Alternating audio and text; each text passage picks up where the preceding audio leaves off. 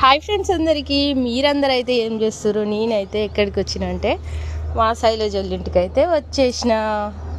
ఏం చేస్తున్నావు శైలజ? ఇంకా కాలే? ఓ అమ్మ, టైం ఎంత అవుతుంది అనుకుంటున్నావు? తోటకూర.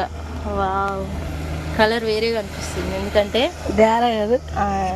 ఈ కవర్ వల్ల మా శైలజ ఫేస్ కూడా వేరేగా అనిపిస్తుంది. ఓకే ఫ్రెండ్స్, మరి మీరేం కర్రీ చేసిరో కామెంట్ అయితే చేసేయండి.